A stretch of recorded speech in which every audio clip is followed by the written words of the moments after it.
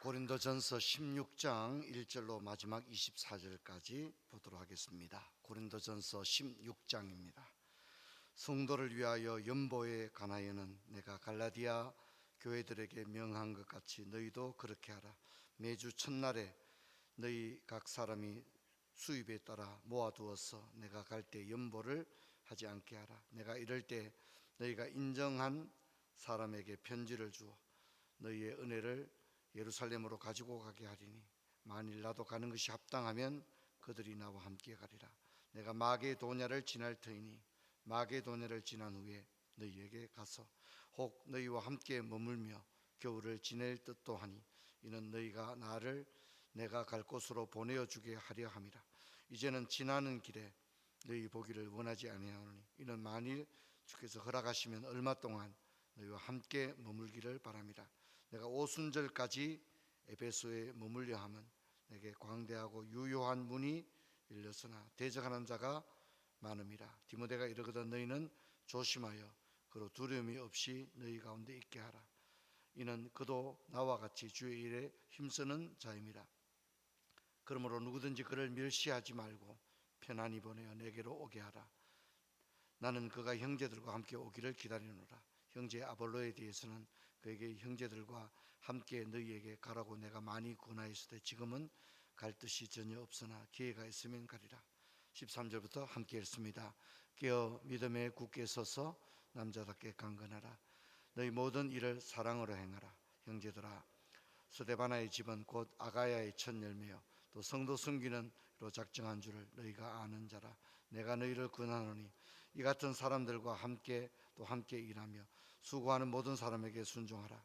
내가 스데바나와 브로나도와 아가요에 온 것을 기뻐하노니 그들이 너희 부족한 것을 채웠음이라. 그들이 나와 너희 마음을 시원하게 하였으니 그러므로 너희는 이런 사람을 알아주라. 아시아 교회들이 너희에게 문안하고 아굴라와 브리스가와 그 집에 있는 교회가 주 안에서 너희에게 문안하고 모든 형제도 너희에게 문안하니 너희는 거룩하게 입맞춤으로 서로 문안하라. 나 바울은 친필로 너희에게 문안하노니 만일 누구든지 나를 사랑하지 아니하면 저주를 받을지어다. 우리 주여 오시옵소서. 주 예수 그리스도의 은혜가 너희와 함께하고 나의 사랑이 그리스도 예수 안에서 너희 무리와 함께 할지어다. 아멘. 인사합시다. 반갑습니다. 잘 주무셨죠? 예, 고맙습니다. 오늘 국가적으로 매우 중요한 정치 일정이 있습니다. 위에서 기도해 주시고 불미스러운 일들이 일어나지 않도록 국민들이 모든 것에 승복하고 또 국가를 힘을 합쳐서 다시 일으킬 수 있도록 아무쪼록 하나님께서 대한민국에게 은혜를 주셔서 모든 국민들이 성숙된 시민의식을 가지고 나라를 하나로 다시금 건강하게 세우는 일에 어떤 결론이 주어지든지 성숙한 자세로 승복하는 대한민국이 되게 하시고 또 오늘 국가적으로 어려운 일이 발생하지 않도록 위해서 기도해 주시길 바랍니다. 40일 특별 새벽 기도회는 참 쉽지 않은 것 같아요. 또 금요일 오늘 저녁에는 또 금요 기도회가 있고 또 토요일 주일 계속 연결되는데 아무쪼록 여러분들 건강에 유의하시길 바랍니다. 오늘 이제 고린도전서 끝내고 내일 또 고린도후서로 넘어갈 수 있도록 그렇게 하겠습니다. 고린도전서에 나오는 내용이 고린도후서에도 또 한 번 나오는 경우가 굉장히 많고요. 오늘 나오는 연보에 관한 교훈도 고린도후서 8장 9장에 한 번 더 연보에 대해서 굉장히 자세하게 나오고 있습니다. 여러분 16절에 보면 너희를 성도를 위하는 연보라고 했는데 이 말은 밑줄 것이고 구제를 의미하는 겁니다. 그러니까 목적 헌금, 여기 나오는 헌금은 목적 헌금이에요. 하나님을 위한 연보가 아니죠, 그죠? 교회를 위한 연보도 아니고 뭐라 하죠? 성도를 위한 연보. 이 말은 뭐냐면 목적 헌금을 드렸다는 것입니다. 이 연보는 구제 헌금인데 이 헌금이 무슨 목적 헌금입니까?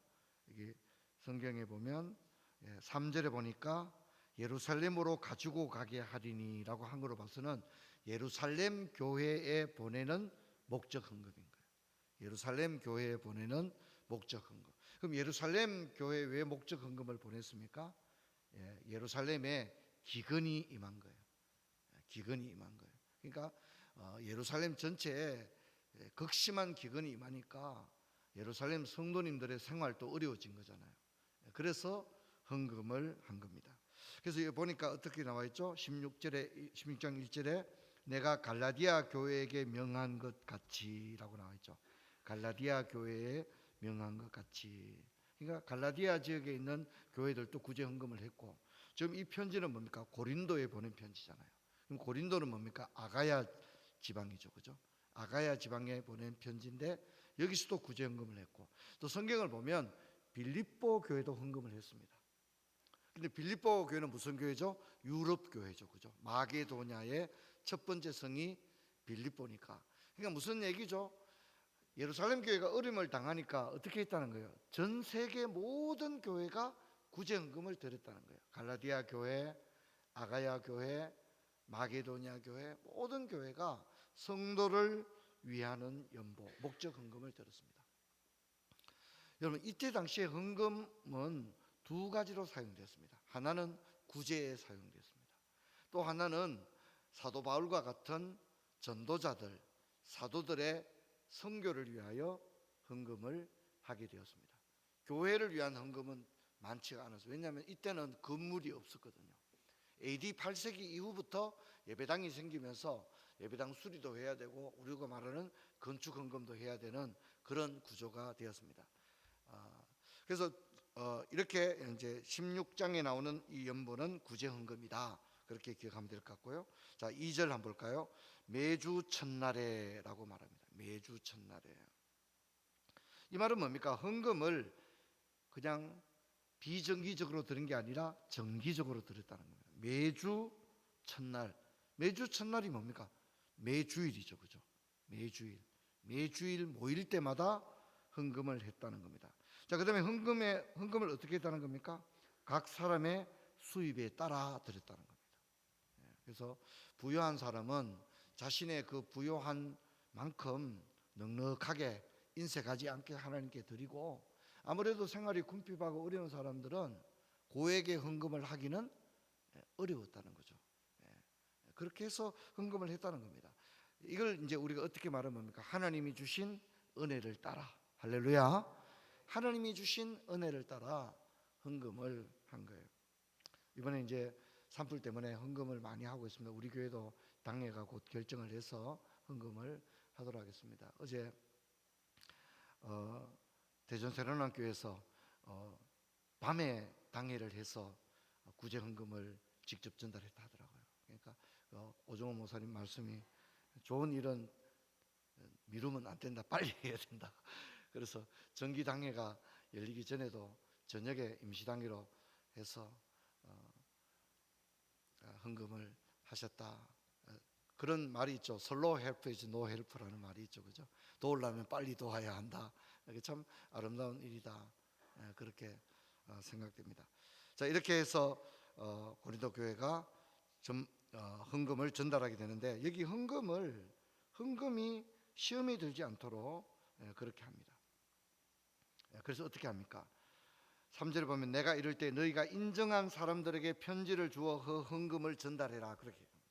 요즘 같으면 계좌 이체를 하겠지만 헌금을 전달해야 되는데, 바울이 그 헌금을 내가 가지고 가겠다 그렇게 말하지 않고 너희들이 인정한 사람에게 신임장을 주어서 그 편지를 전달하고 영수증을 받아라, 이렇게 얘기를 하는 거예요.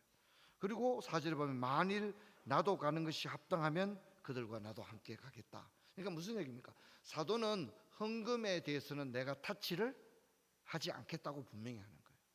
이게 교회의 원리죠. 사도나 목사님들이 하는 일은 뭡니까? 말씀 전하는 것과 기도하는 일에 전무하는 거지, 목사님이 재정에 관여하면 안 되는 거죠. 목사님이 할 일이 아닌 거죠. 장로님들은 교회를 치리하는 일을 합니다. 이 구제한 일은 누가 합니까? 장립 집사님들이 하는 고유한 업무인 거죠. 그래서 바울은 이걸 분명히 하는 거예요. 사도니까 돈 내주라, 내가 갖다 줄게. 절대 그렇게 하지 않은 거예요. 너희들이 인정한 사람이 전달해라. 다 그렇게 하는 거예요. 이런 걸 보게 되면 바울이 참 지혜로운 것 같아요. 그렇죠? 하나님의 사역을 감당하면서 매우 질서 있게 사역을 감당하는 것을 볼 수 있습니다. 자, 우리가 고린도전서 끝내면서 우리 주제가 사랑에 관한 거잖아요, 그죠? 사랑에 관한 건데 이 16장 14절 펜이 있으면 미칠 것이고요. 한 번 더 강조하는 거예요. 고린도전서에서 가장 중요한 얘기가 뭐냐? 너희는 모든 일을 사랑으로 행하라. 그렇게. 우리 앞에도 살펴봤지만 모든 것이 가하나 모든 것이 유익한 게 아니다. 모든 것이 가하나 모든 것이 덕을 세우는 건 아니다. 너희들이 먹든지 마시든지 하나님의 영광을 위해 해라. 그리고 모든 것을 품위 있게 하고 질서 있게 해라. 계속해서 그렇게 얘기하잖아요. 그러면서 그리고 최종 결론이 뭡니까? 사랑으로 해라. 사랑으로 하지 않는 직분, 사랑으로 하지 않는 사역, 사랑으로 하지 않는 은사, 그것은 뭡니까? 울리던 꽹가리가 된다. 그렇게 얘기합니다. 그래서 우리 모두가 어떤 사역을 하든지 저와 여러분도 정말 어쩌면 교회에서 잘 드러나지 않는 작은 사역 하나를 감당하고, 오늘 또 초등부가 특송을 했습니다만 이 특송 하나 하는 것도 뭐 대충 하지 뭐가 아니라 진짜 최선을 다해서 이렇게 하는 모습들, 하나님은 그걸 받는 겁니다. 여러분, 우리는 자꾸 대단한 일을 하려고 하는데 대단한 일도 중요하겠지만 어쩌면 남들이 그렇게 주목하지 않는 작은 일들, 여러분 그런 일들을 하나님이 기뻐하는 줄로 믿습니다. 그 믿음을 가지고 달려갔으면 좋겠습니다. 찬양하겠습니다.